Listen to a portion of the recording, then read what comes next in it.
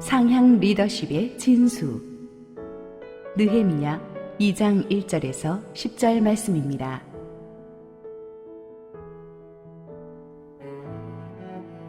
아닥사스다 왕 제20년 니산월에 왕 앞에 포도주가 있기로 내가 그 포도주를 왕에게 드렸는데 이전에는 내가 왕 앞에서 수심이 없었더니 왕이 내게 이르시되 내가 병이 없거늘 어찌하여 얼굴에 수심이 있느냐 이는 필연 내 마음에 근심이 있음이로다 하더라. 그때에 내가 크게 두려워하여 왕께 대답하되 왕은 만세수를 하옵소서. 내 조상들의 묘실이 있는 성읍이 이제까지 황폐하고 성문이 불탔사오니 내가 어찌 얼굴에 수심이 없사오리까 하니 왕이 내게 이르시되 그러면 내가 무엇을 원하느냐 하시기로 내가 곧 하늘의 하나님께 묵도하고 왕에게 아뢰되 왕이 만일 좋게 여기시고 종이 왕의 목전에서 은혜를 얻었사오면 나를 유다 땅 나의 조상들의 묘실이 있는 성읍에 보내어 그 성을 건축하게 하옵소서 하였는데 그때에 왕후도 왕 곁에 앉아 있었더라.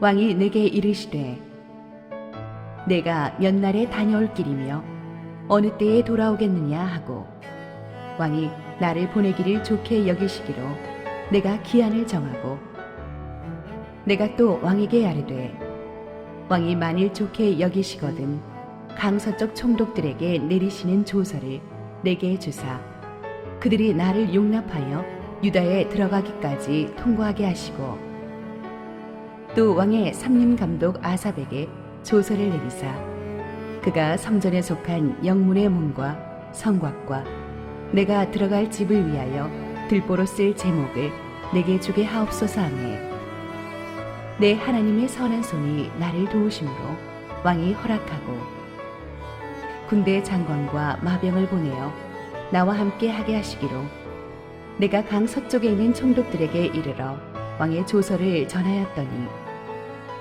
호론 사람 산발락과 종이었던 암몬 사람 도비야가 이스라엘 자손을 흥왕하게 하려는 사람이 왔다 함을 듣고 심히 근심하더라. 할렐루야. 우리 하나님께 감사와 영광의 박수 올려드리겠습니다. 축복된 주일 아침 예배에 오신 여러분 모두를 환영하고 축복합니다. 함께 기도하시겠습니다. 사랑하는 아버지, 은혜를 감사합니다. 우리 주님은 늘 좋으십니다. 오늘도 보배로우신 말씀을 우리를 위해 주실 때 부족한 죄인은 온전히 주님의 은혜 뒤에 감추어 주시옵소서. 예수님 이름으로 기도했습니다. 아멘. 지난주에 우리는 느헤미야가 페르시아 왕의 최측근 고위층에 있으면서도 자기 민족 이스라엘, 폐허가 된 예루살렘을 걱정하는 하나님의 사람이었다는 것을 배웠습니다. 그래서 하나님의 부르심을 확인하고 자기가 이제 돌아가서 예루살렘 성벽을 재건하기로 결심하는 것을 보았습니다. 하나님의 부르심은 확실했지만 그것을 이제 현실화시키는 데 있어서는 만만치 않은 장벽을 넘어야만 했습니다.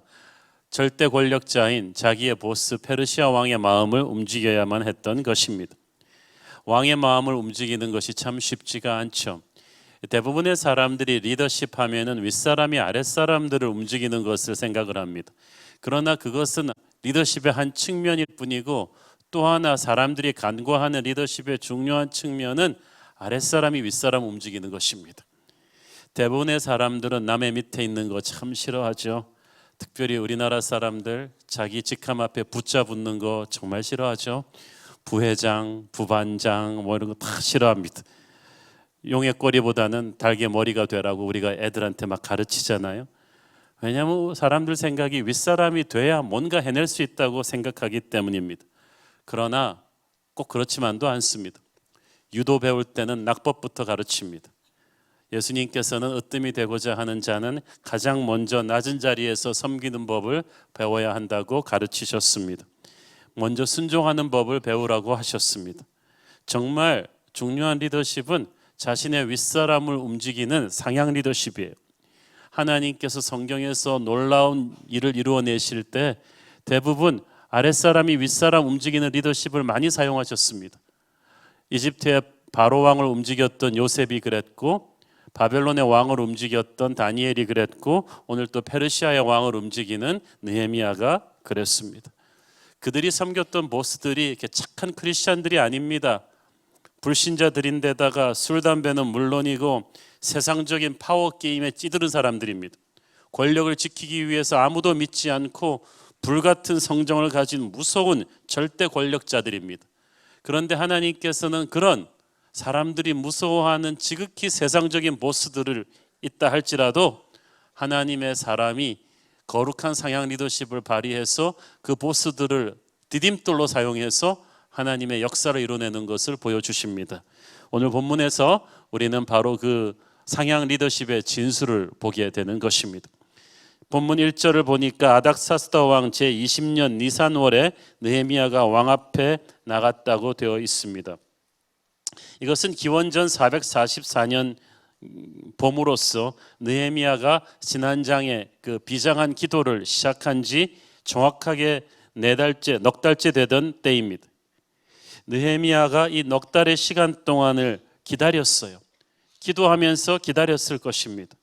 이 일을 이토록 왕의 총애를 받는 비서실장이면서도 바로 왕에게 가서 말하지 않고 이렇게 기다린 것은 이 일이 생각보다 복잡하고 예민한 일이었기 때문입니다.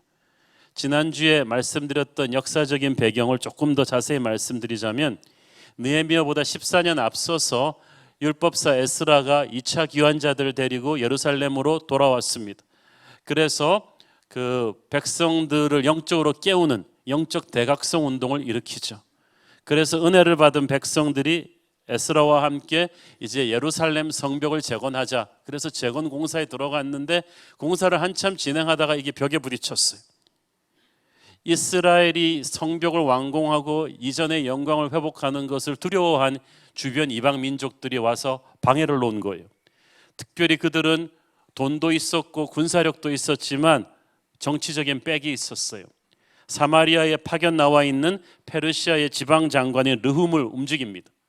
돈으로 움직였든지 치밀한 인맥으로 움직였든지 움직여서 페르시아 왕에게 상소를 올리게 합니다. 에스라 왕 4장에 보면은 그 상소 내용이 얼마나 치밀하고 교활했던가를 보여줍니다. 내용은 이것입니다. 이 유대인들은 여호와 유일신을 섬기면서 누구에게도 쉽게 굴복하지 않는 아주 골치 아픈 민족이다. 항상 자기를 다스리는 제국의 권위에 끊임없이 반기를 들었던 민족이다. 그런데 지금 이 민족에게 예루살렘 성벽을 재건해서 자주 정치국가의 위상을 갖추도록 놔두면 반드시 페르시아에도 반역할 것이다. 세금도 안 내고 두고두고 골칫덩이가 될 것이니까 이 성벽 재건 공사 중단시켜야 된다. 같은 말이라도 어떻게 보고하는가에 따라 다르잖아요. 이미 이들에게 매수당한 지방장관 르훔이 이런 식으로 써서 올린 상소문을 보고 왕은 깜짝 놀랍니다. 즉시로 기록을 뒤져보니까 정말 이 유대 민족들이 골치 아프거든요. 한 번도 제국의 권위에 고분고분해 본 적이 없어요. 늘 반란을 일으켰습니다. 그래서 왕이 깜짝 놀라가지고 알았다. 이 성벽 재건 공사 현 상태에서 스톱, 불허한다는 명령서를 내린 거예요. 이 왕의 명령서를 이 지방장관 르훔이 받자마자 자기한테 로비한 이스라엘의 대적들한테 보여줍니다. 이스라엘 대적들은 신이 나서 이제 명분을 등에 업었으니까 가서 공사 현장을 짓밟아 버립니다. 이미 한참 진행되고 있던 성벽을 허물고 성문을 불태우고 돌을 쌓고 있던 이스라엘 사람들을 죽이고 때립니다. 완전히 소망을 잃은 유대인들은 넋을 놓고 불타는 무너져버린 예루살렘 성벽을 바라보면서 통곡하며 앉아 있었어요. 이 상황을 느헤미야의 동생이 목격하고 돌아가서 느헤미야 형에게 말해준 거예요. 그래서 지난 장에서 느헤미야가 그 소식을 듣고 이제 자기가 가기로 결심한 것입니다. 자, 그런데 이 예루살렘 성벽 공사를 중단시키라는 명령을 내렸던 바로 그 왕이 지금 느헤미야의 보스예요. 아닥사스다 왕이에요. 그 왕에게 다시 이 얘기를 꺼내야 되는 거예요. 느헤미야가. 페르시아 왕궁에서의 법은요, 왕이 일단 불허했던 케이스를 다시 언급한다는 것 자체가 반역입니다. 그걸 언급하는 것만으로도 죽일 수가 있어요. 느헤미야는 최측근 비서실장이니까 그 사실을 누구보다 잘 알고 있었겠죠. 그러니까 이게 보통 일이 아닌 거예요. 하지만 문제 속에 바로 해답이 있다고, 애당초 공사를 중단하게 한 것이 아닥사스다 왕이었기 때문에 이제 공사를 다시 재가할 수 있는 유일한 사람도 아닥사스다 왕이라는 것을 느헤미야가 알았어요.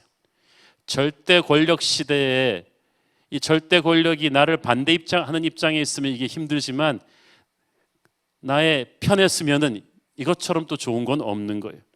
왕이 성질이 무섭다고 말씀드렸죠.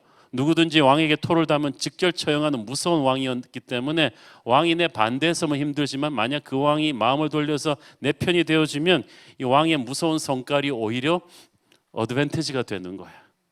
왜냐하면 왕이 마음만 먹으면 그 불같은 성종 때문에 그 성질을 잘 아는 어떤 신하도 왕에게 항의를 못 하거든요. 사람이 그래서 성격이 나쁘고 볼 일이에요. 그 장애물이 오히려 디딤돌이 된 것입니다. 그래서 느헤미야가 기회가 올 것이라는 것을 믿고 넉 달이나 되는 시간을 깊이 기도하면서 때를 기다렸던 것입니다. 여러분, 하나님의 뜻이 아무리 확실해도 하나님의 때가 있어요. 그 하나님의 때를 여러분이 기도하면서 기다리셔야 돼요. 아무것도 안 이루어지는 것 같고 있지만 하나님께서 상황을 준비시키신단 말이에요. 그러므로 내가 보이지 않는 곳에서 일하신다고 해서 하나님이 움직이지 않는 것은 아닙니다. 그래서 성경에서 하나님이 역사하실 때 보면 꼭 하시는 말씀이 있어요. 너희는 가만히 있어. 너희는 잠잠히 있어. 오두방정 떨지 말고 가만히 있어서 하나님의 때가 올 것이다. 그 순간을 위해 너는 평생을 준비하는 거야. 느헤미야가 그래서 기다렸습니다. 그리고 하나님의 순간이 드디어 왔습니다. 1절 2절 읽습니다. 아닥사스다 왕 제20년 니산월에 왕 앞에 포도주가 있기로 내가 그 포도주를 왕에게 드렸는데 이전에는 내가 왕 앞에서 수심이 없었더니 왕이 내게 이르시되 네가 병이 없거늘 어찌하여 얼굴에 수심이 있느냐 이는 필연 내 마음에 근심이 있음이로다 하더라. 그때 내가 크게 두려워하여. 왕과 왕비가 함께 식사하는 자리에 느헤미야가 포도주를 들고 들어갔는데 왕이 딱 보니까 느헤미야의 얼굴에 수심이 가득했단 말이죠. 그래서 병든 것 같지 않은데 왜 얼굴에 수심이 있느냐? 느헤미야가 이 말을 듣고 크게 두려워했다고 돼 있죠. 왜 그러냐 하면 페르시아 왕궁에서 왕을 최측근에서 모시는 신하들은 아무리 슬프고 힘든 일이 있어도 왕 앞에서 그 표정을 드러내면 안 됩니다. 왕 앞에서는 항상 긍정적이고 편안한 표정을 보여야지 자기의 개인적인 감정을 조금이라도 왕 앞에 드러내가지고 왕의 마음을 언짢게 하면 그 즉시로 처형감이에요. 그렇게 느헤미야는 평생을 훈련받아 온 사람이에요. 그렇기 때문에 느헤미야는 엄청난 자기 감성 통제 능력이 있는 사람인데 왜 이런 실수를 했겠습니까? 넉 달 동안 계속 이 예루살렘의 일로 인해서 금식하고 기도를 했기 때문에 어느 순간 잠시 몇 초, 아무리 감정 통제 능력이 있는 사람도 잠시 몇 초 흐트러진 거예요. 잠시 얼굴에 그 근심이 나타났는데 이 신랄 같은 흐트러짐을 왕이 딱 캐치한 것입니다. 왕도 보통 인물이 아니죠. 다른 신하 같으면 감히 왕 앞에서 근심 어린 표정을 지어서 이 성심을 어지럽혔다 그래서 목을 베었을 일이지만 왕이 느헤미야한테는 다르게 대합니다. 무슨 고민거리가 있느냐라고 물은 거로 봐서 평소에 느헤미야는 왕의 신임을 받고 있었어요. 1절에 보니까 그게 나와 있죠. 이전에는 내가 왕의 앞에서 수심이 없었다. 한 번도 그런 적이 없었던 사람이 이러니까 뭐가 되는 거예요. 원래 그렇잖아요.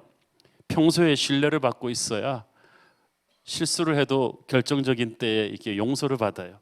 성실한 모범생이 수업 시간에 졸면 선생님 생각에 아휴, 애가 밤에 얼마나 열심히 공부를 했으면 이렇게 졸겠냐 그러면서 토닥토닥하고 넘어가지만 항상 말썽꾸러기가 졸면 저건 잠까지 마나 그러면서 그냥 선생님이 혼내지 않겠어요? 느헤미야는 평소에 성실하던 사람이었다. 여러분이 결정적인 순간에 하나님의 쓰임을 받으려면 평소에 딴 일로 사고치지 말아야 돼요. 평소에 성실하셔야 돼요. 신실하셔야 돼요. 느헤미야가 그런 왕의 신뢰를 받고 있었다는 것입니다. 어쨌든 느헤미야가 화들짝 놀라기는 했지만 자기가 실수했다. 왕 앞에서 이런 수심을 보였다는 것은 최측근 비서실장으로서 실수한 거죠. 하지만 왕의 그 따뜻한 자기를 보는 어투와 표정을 보고 이 왕이 화를 내고 있는 것이 아니라 진짜 자기를 도와주려고 한다는 것을, 자기를 걱정하고 있다는 것을 감지한 거예요. 그 순간 자기가 실수한 것이지만 하나님이 오히려 이 실수를 통해서 역사하실 것이라는 직감이 든 거야. 여러분, 하나님의 사람은요, 실수도 하나님이 사용하십니다. 하나님의 사람이 아닌 사람은 잘해도 그게 무너짐의 원인이 될 수 있지만 하나님께서는 모든 것이 합력하여 선을 이루게 하시는 거예요. 그래서 느헤미야는 일부러 만들려 그래도 만들 수 없었던 기회가 오히려 자신의 실수를 통해서 만들어진다는 사실을 직감하고 말을 합니다. 3절, 왕께 대답하되 왕은 만세수를 하옵소서. 내 조상들의 묘실이 있는 성읍이 이제까지 황폐하고 성문이 불탔사오니 내가 어찌 얼굴에 수심이 없사오리까 하니 왕이여 만세수를 하옵소서. 이것은 그냥 그 당시 신하들이 항상 하던 아첨의 언어가 아닙니다. 느헤미야는 진심으로 이 왕을 축복하면서 살았던 사람이에요. 윗사람은 아첨과 진실 어린 축복을 느끼거든요. 여러분이 앞에서는 굽신굽신하고 뒤에 가서 열심히 욕하면 위에 사람이 모를 것 같죠? 다 알아요. 전 다 알아요. 자, 그런데 이 느헤미야가 평소 왕을 항상 축복하는 사람이었다. 여러분, 여러분의 보스들을 축복하십시오.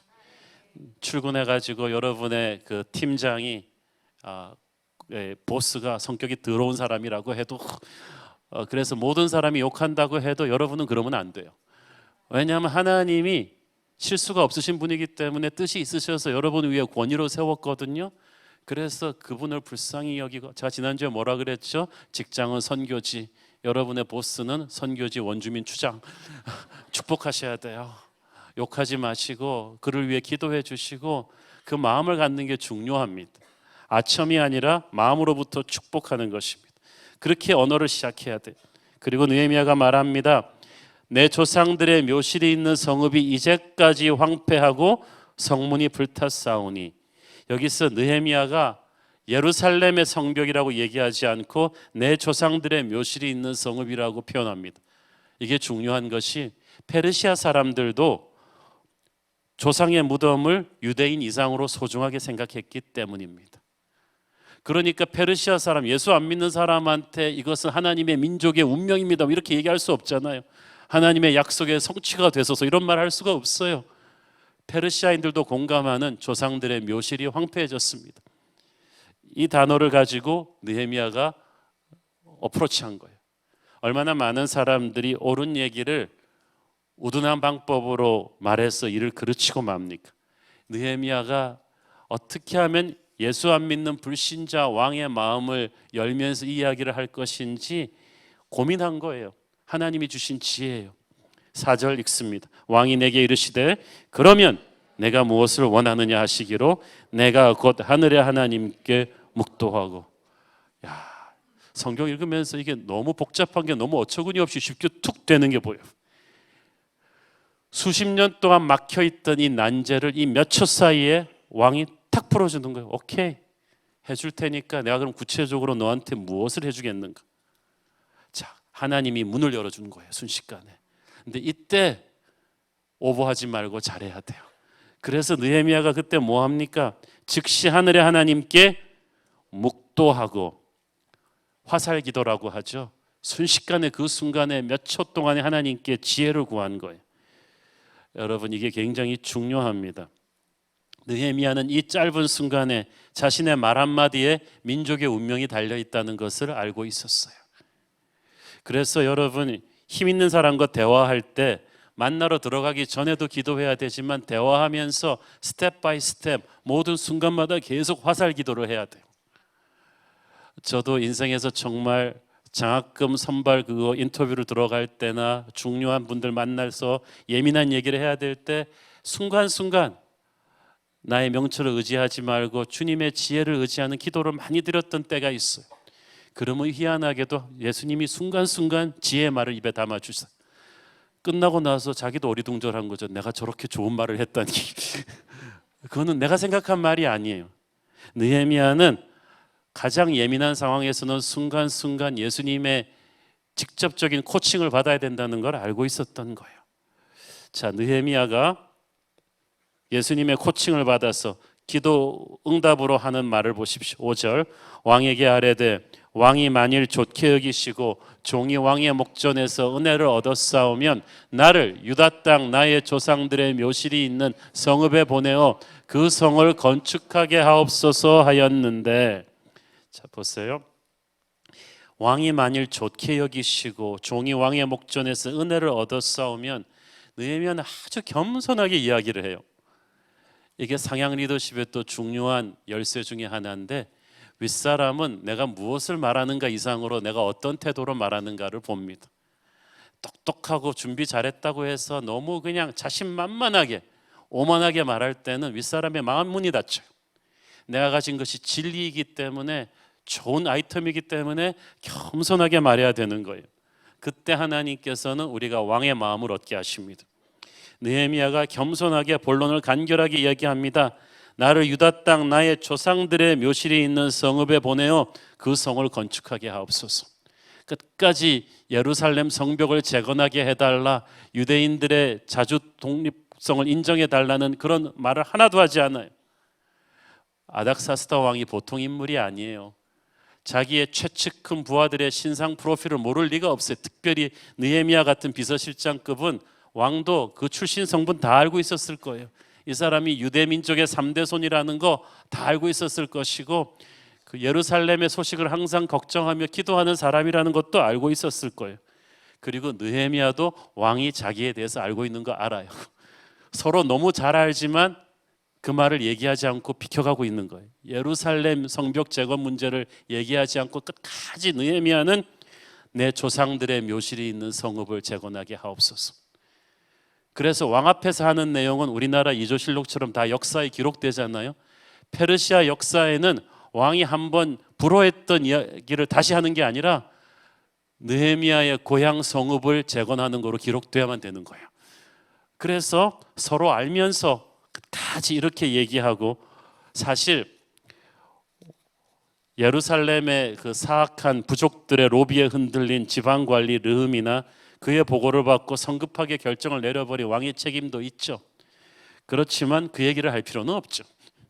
느헤미야가 상사의 판단 미스를 지적하지 않았습니다. 그리고 신생 제국의 안정을 위해서 예루살렘 같은 예민한 지역에 반역의 불씨를 용납할 수 없는 왕의 입장도 느헤미야는 알고 있어요. 그래서 끝까지 조상들의 묘실이 있는 성읍을 건축하게 해달라, 이 얘기만 계속하는 거예요. 역사에는 그렇게 기록이 돼야 돼요. 왕도 느헤미야가 알면서 그렇게 말해주는 게 참 고맙죠. 안 해야 될 말은 안 하는 게 상향 리더십이에요. 문제를 해결하는 게 중요하지 상사를 자극할 필요는 없거든요. 상사가 자연스럽게 은혜를 베풀 수 있는 길을 열어주는 지혜가 필요합니다. 결코 쉽지 않은 얘기를 자기 앞에서 하는 느헤미야, 평소 한 번도 자신을 실망시킨 적이 없던 충신 느헤미야를 보면서 왕이 하나님의 역사하심으로 마음을 바꿉니다. 6절 읽습니다. 그때 왕후도 왕 곁에 앉아 있었더라. 왕이 내게 이르시되 네가 몇 날에 다녀올 길이며 어느 때에 돌아오겠느냐 하고, 왕이 나를 보내기를 좋게 여기심으로 내가 기한을 정하고. 네가 몇 날에 다녀올 길이며 어느 때에 돌아오겠느냐, 이미 가도 좋다는 명령은 내린 것이고, 언제 돌아올 거냐는 것은 왕이 느헤미야를 그만큼 사랑한다는 이야기죠. 자, 느헤미야가 왕과 이 대화를 나누는 자리가 왕후가 왕 곁에 앉아 있었던 세팅이었다. 이게 중요합니다. 이 말은 이게 사적인 자리였다는 얘기죠. 페르시아 제국의 관습상 왕후는 결코 어전회의나 정치 모임에 참가하지 못합니다. 그러므로 이 자리는 지금 왕과 왕후가 기분 좋게 식사하고 있는 자리예요. 그리고 느헤미야가 거기에 있는 거예요. 이게 만약 공식 석상이라면 왕은 체면 때문이라도 이전에 자기가 내린 결정을 쉽게 번복 못합니다. 여러분이 어떤 얘기를 하는가 이상으로 중요한 것이 어떤 분위기에서 하는가. 그런데 그 분위기까지도 하나님이 역사하신 거야. 하필이면 느헤미야의 이 실수가, 왕 앞에서 수색을 보인 이 실수가 왕이 왕비와 기분 좋게 이야기하는, 마음이 너그러져 있는 그 자리에서 하나님이 허락하셨다는 것은 하나님의 기름 부으심이에요. 그래서 여러분, 여러분의 어떤 사람을 만나고 밤인지 아침인지 어떤 분위기에서 만나는 이것까지도 하나님이 역사하십니다. 상황을 준비하시는 거예요. 그런데 하나님이 해주시는 분량이 있고 또 내가 해야 되는 책임이 있어요. 느헤미야가 왕의 이 질문에 대답을 잘해야 했어요. 네가 몇 날에 다녀올 길이며 어느 때에 돌아오겠는가? 이것은 왕이 느헤미야를 신임해서 좀 한시라도 빨리 돌아오는 말이기도 하지만 너 자세한 플랜은 나와 있는가를 묻는 왕의 테스트이기도 합니다. 윗사람이 아랫사람들 평가할 때 가장 중요한 기준 중에 하나는 과연 이 친구가 자기 말에 책임질 수 있는 사람인가? 왜냐하면 똑똑한 소리 잘하는 부하는 많거든요. 문제 분석 잘하는 부하는 많거든요. 그러나 진짜 가서 일을 해결해낼, 대안을 제시하고 책임을 질 부하는 적거든요. 그리고 그런 사람이 왕을 설득하는 거예요. 7절 8절, 그래서 느헤미야가 왕을 설득하는 준비 계획을 쫙 얘기합니다. 7절, 내가 또 왕에게 아뢰되 왕이 만일 좋게 여기시거든 강 서쪽 총독들에게 내리시는 조서를 내게 주사 그들이 나를 용납하여 유다에 들어가기까지 통과하게 하시고, 또 왕의 살림 감독 아삽에게 조서를 내리사 그가 성전에 속한 영문의 문과 성곽과 내가 들어갈 집을 위하여 들보로 쓸 제목을 내게 주게 하옵소서 하며, 내 하나님의 선한 손이 나를 도우심으로 왕이 허락하고. 느헤미야는 각 지방을 다스리고 있는 페르시아 제국의 총독들이 이 지방 토호들의 로비를 받고 자기를 막을 것을 알고 있었어요. 그래서 그 모든 방해를 한순간에 뚫을 수 있는 어명을 받아낸 거예요. 지방 총독들에게 가는 왕명을 써달라. 그리고 건축을 위해서 쓰일 목자재가 있는 왕의 살림, 그 예루살렘 근처에 있는 왕의 살림청 감독이 아삽이라는 것까지도 파악해 놓고 있었습니다. 이렇게 해주시면 이렇게 하겠다. 그러니까 이 짧은 말씀에서 우리는 무엇을 알 수 있습니까? 느헤미야가 지난 넉 달 동안에 손 놓고 기도만 한 것이 아니라 예루살렘 성벽 재건에 필요한 모든 사전 준비를, R&D를 다 끝내놓고 있었다는 얘기죠.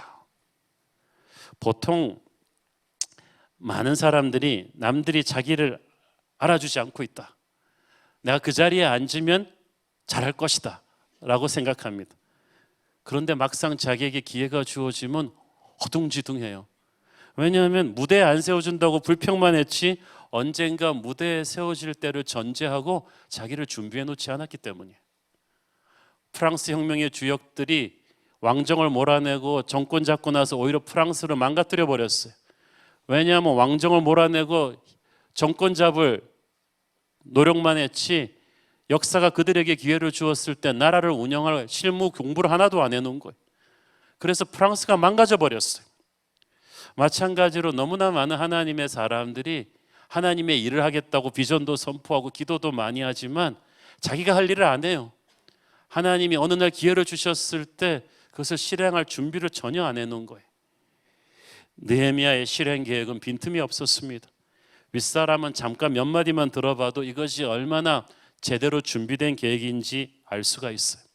그러니까 윗사람한테 10분 얘기하려면 여러분이 10시간 이상 준비를 해야 되는 거예요. 많은 경우 기도하는 사람이 믿습니다, 하나님만 의지합니다라는 신앙을 앞세워서 진짜 하나님만 의지해요. 수험생이 믿습니다 그리고 철학기도 하고 공부 안 하면 성령의 은혜로 떨어질 거예요. 세상적인 사람은 열심히 하는데 기도를 안 하고, 영적인 사람은 기도는 열심히 하는데 준비를 안 하고, 이러면 둘 다 문제가 있죠. 느헤미야는 기도하면서 준비하는 사람이었고 준비하면서 기도하는 사람이었습니다. 느헤미야가 오늘 왕한테 브리핑 해야지 그러면서 치밀하게 준비해서 들어간 거 아니에요. 그래 어느 날 갑자기 자기가 표정 흐트러뜨리는 바람에 사고처럼 당한 기회가 온 거예요. 그랬는데도 청산유수처럼 이 플랜이 나왔다는 것은 느헤미야가 준비되어 있었다는 것이죠. 사랑하는 여러분, 하나님의 기회는 뜻하지 않은 때 여러분에게 길손처럼 들이닥칠 것입니다. 준비가 되어 계십니까? 역사가 기회를 주지 않는다고 불평하지 말고 지금부터 공부하십시오. 준비하십시오. 하나님이 주신 꿈을 위해서 준비해 놓으십시오. 그러면 하나님의 때에 하나님께서 기습처럼 여러분을 쓰실 거예요. 느헤미야가 일을 어떻게 진행시킬 것인지를 그 누구보다도 왕에게 제일 먼저 자세하게 사전 설명한 것이 중요합니다. 전하가 신경 쓰지 않으셔도 됩니다. 제가 다 알아서 깔끔하게 끝내놓겠습니다. 신경 쓰실 것 같아서 일일이 말씀드리지 못했습니다. 이런 부하가 굉장히 얄미워요. 그거 좀 신경 쓰는 게 보스의 일이거든요. 이렇게 자기 똑똑하다고 윗사람 무시하는 것 같아요. 윗사람은 그게 어떤 일인지보다 자기가 사전에 그 일에 대해서 브리핑 받지 않은 걸 제일 기분 나빠합니다. 어떤 일이 있어도 조직에서 가장 먼저 이 일에 대해서 브리핑 받는 사람이 윗사람이라야 됩니다. 타이밍이 굉장히 중요합니다. 그런 의미에서 느헤미야가 아주 지혜로운 상향 리더십을 발휘한 거예요. 그러니까 왕이 하나님의 도우심으로 파격적인 호의를 줍니다. 8절 후반부를 보세요. 내 하나님의 선한 손이 나를 도우심으로 왕이 허락하고. 느헤미야는 알고 있었어요. 이것은 자기가 왕의 총애를 받아서 이렇게 된 일이 아니라는 것을. 왜냐하면 아닥사스다 왕이 그렇게 인자하고 관대한 왕이 아니었거든요. 여러분이 페르시아의 역사를 읽어보면 가장 성질 안 좋은 왕 중에 하나입니다. 이 사람이 변덕이 심했고 성미가 불같이 급하고 모든 부하들을 의심하고 최측근까지도 조금만 눈에 나면은 처형해버리는 그런 무서운 왕입니다. 자기가 틀렸더라도 자존심 때문에 그걸 번복하지 않는 왕이었어요. 그런 왕이 과거에 자기가 이미 결정해 놓은 일을 다시 없는다는 것은 상식적으로 불가능한 일인데 하나님이 그걸 하신 거예요. 사랑하는 여러분, 어떤 장애물이 있잖아요. 벽이 있어요. 그 벽은 여러분을 위한 것이 아닙니다. 다른 사람을 막기 위한 것이지 여러분을 위한 것이 아닙니다. 다른 사람들에게는 불같은 성정의 그 왕이 느헤미야에게만은 관대해요. 그것이 하나님의 역사인 줄로 믿습니다. 여러분의 보스가 성질이 사납고 불같아도 걱정하지 마세요. 그거는 다른 사람들을 막는 문이지 여러분을 막는 문은 아니에요. 그 사람이 하나님의 사람에게는 관대할 것입니다. 그러므로 상황이 복잡하고 힘들다고 포기하지 마십시오. 성벽 재건에 실패한 예루살렘 사람들은 이제 다 끝났다고 생각했어요.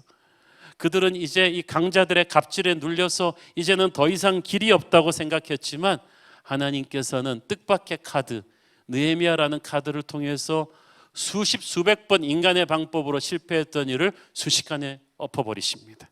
그러므로 여러분, 과거의 실패 때문에 앞으로도 그럴 것이라고 지레 체념하지 마십시오. 하나님은 반드시 여러분에게 새로운 미래를 열어주실 것입니다. 이사야서 43장 18절 19절 너는 이전 일을 기억하지 말며 옛날 일을 생각하지 말라. 보라, 내가 새 일을 행하리니 이제 나타낼 것이라. 너희가 그것을 알지 못하겠느냐? 반드시 내가 광야에 길을, 사막에 강을 내리니. 할렐루야.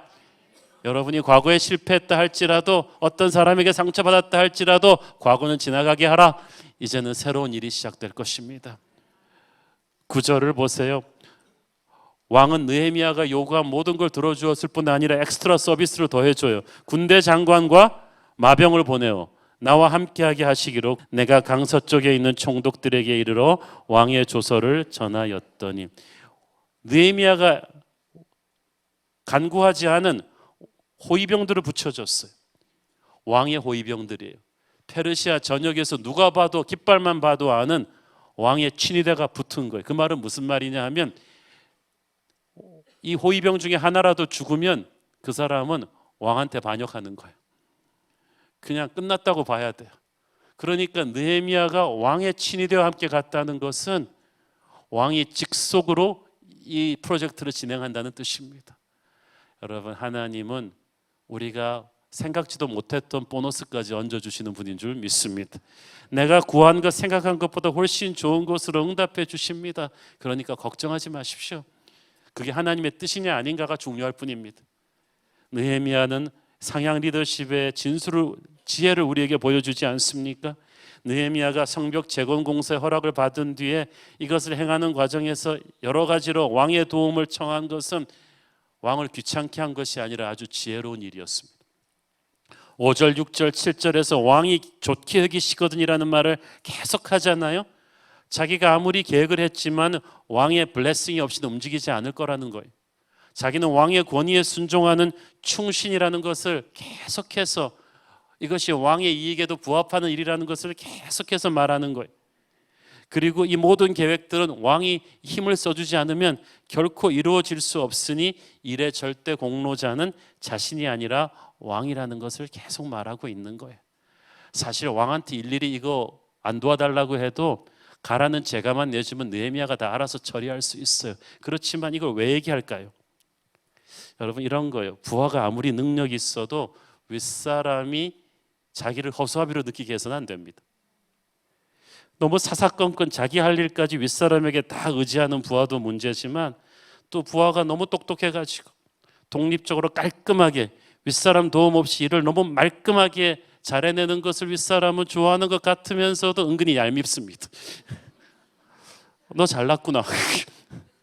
어느 정도까지는 그래도 윗사람의 도움을 요청하면서, 그래서 윗사람이 느끼기에 내가 도와줘서 이 일이 되는구나라는 것을 느끼게 해주는 것이 중요한 거예요. 그리고 이 느헤미야가 계속해서 왕의 개입을 요구한 것은 왕이 움직일 수 있는 명분을 만들어 준 것입니다. 애당초 이 이스라엘의 대적들이 이 공사를 불허하게끔 왕을 움직일 수 있었던 것은 이스라엘이 페르시아를 향해서 반란을 일으킬 수 있다고 음해했기 때문이었거든요. 그렇게 예민한 곳이기 때문에 오히려 역발상을 하면 오히려 왕의 직속 명령을 받은 왕의 비서실장인 느헤미야가 가면 오히려 문제가 달라져요. 자, 하나에서 10까지 왕의 은혜로, 왕이 제공한 건축자재로 건물을 짓고, 왕의 비서실장이던 느헤미야가 왕의 호위병들을 대병하고 가서 왕의 살림에서 나무를 베가지고 왕의 공법대로 이 공사를 지었다면, 이 공사는 어떻게 됩니까? 반역할 가능성이 있는 이스라엘 사람들의 민원을 들어준 게 아니고 페르시아 왕이 직접 기획하고 주도한 왕의 프로젝트가 되는 거예요. 같은 일인데 완전히 모양새가 달라져요. 그러니까 왕은 이전에 중단시켰던 공사를 민원에 밀려서 다시 하는 게 아니고 주도적으로 지금 지시한 거예요. 그 윗사람이 아랫사람에게 끌려가는 모양새를 만들어주면 안 돼요. 이것은 왕이 주도하시는 일입니다 라는 것을, 그래서 왕에게 모든 공로가 갈 것입니다 라는 것을 느헤미야가 선포해 준 것입니다. 저는 이걸 보면서 하나님이 얼마나 뛰어난 상향 리더십의 지혜를 느헤미야에게 주셨는가. 이것은 오늘도 세상적인 보스를 모시고 살아가는 우리 평신도 크리스찬들에게 시사하는 바가 큽니다. 느헤미야는 예루살렘 성벽을 재건하는 데 자신이 부르심을 받았다는 사실을 감지했습니다. 하나님의 뜻은 확실한데 이건 어떻게 실천으로 옮기느냐, 현실의 벽이 너무 크니까 갑갑했을 거예요. 그런데 하나님을 믿고 의지하며 하나님의 때를 기다리며 기도하며 기다렸습니다. 그냥 기다린 게 아니라 준비하면서 기도하면서 기다렸어요.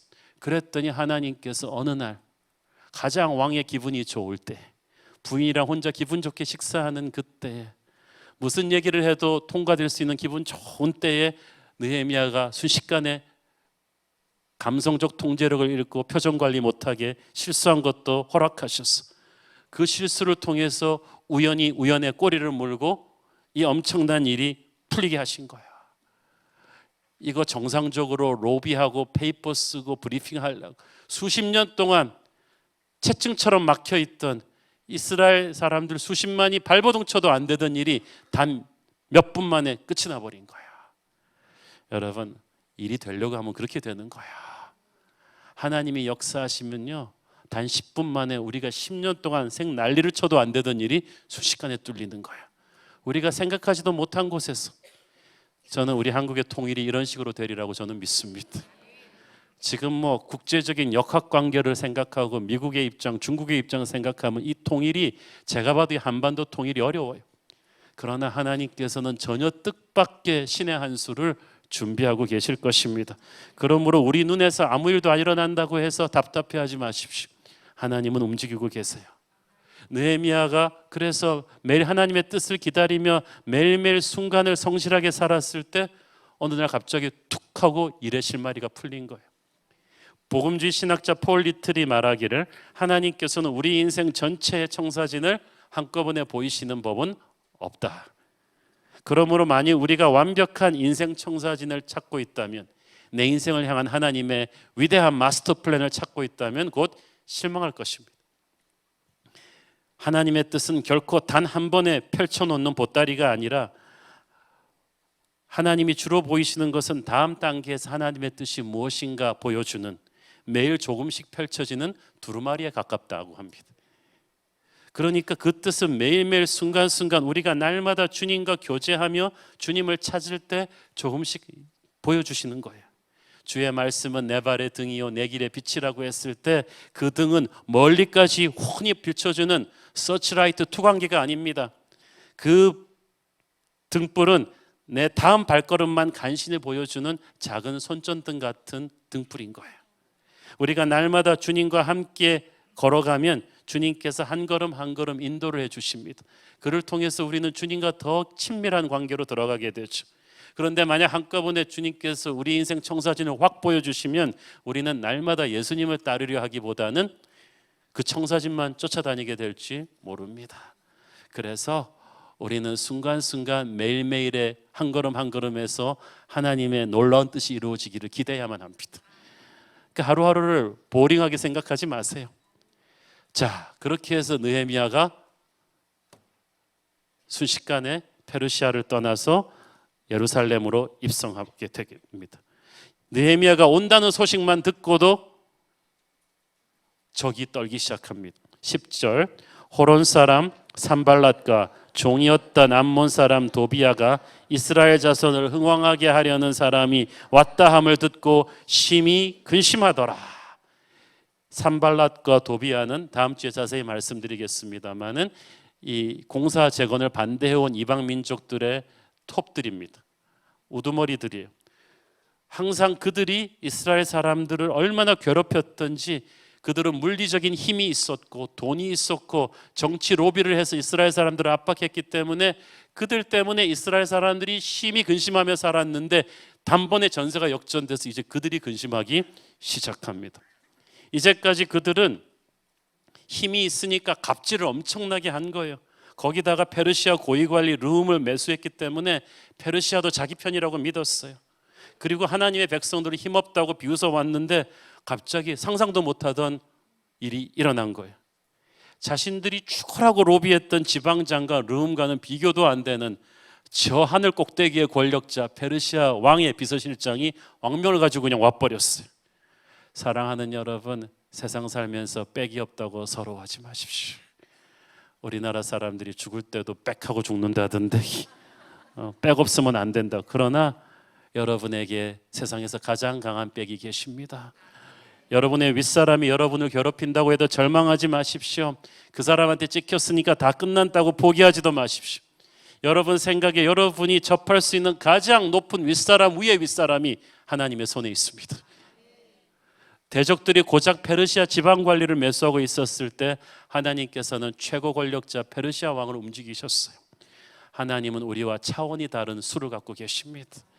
이사야서 55장 8절 9절 말씀, 이는 내 생각이 너희의 생각과 다르며 내 길은 너희의 길과 다름이니라. 여호와의 말씀이니라. 이는 하늘이 땅보다 높음같이 내 길은 너희의 길보다 높으며 내 생각은 너희의 생각보다 높음이니라. 아멘. 그러니까 사람에게 어려운 소리 하지 말고 만군의 여호와의 손을 붙잡으십시오. 페르시아 왕의 권세를 등에 업고 느헤미야가 도착한다는 말만 듣고도 대적들이 두려움에 떨기 시작합니다. 원래 힘 가지고 남 괴롭히는 인간들이 다 그래요. 자기보다 더 큰 힘이 나타나면 또 부들부들 떠는 거예요. 마귀의 권세를 두려워하지 마십시오. 세상의 권세를 두려워하지 마십시오. 하나님이 우리와 함께 하시면 세상이 우리를 두려워하게 될 것입니다. 우리 안에 계신 이가 세상에 있는 자보다 큽니다. 담대하게 세상 한가운데로 전진하며 하나님의 역사를 이루는 이 시대의 느헤미야 되시기를 축원합니다. 기도하겠습니다. 사랑하는 아버지, 은혜 감사합니다. 오늘도 정글 같은 세상 속에 살지만 우리 하나님께서 페르시아 왕궁에서 느헤미야를 사용하셨듯이 우리도 사용하실 것을 믿습니다. 기도하며 하나님의 지혜를 다운로드하게 하여 주옵소서. 예수님의 이름으로 기도했습니다. 아멘.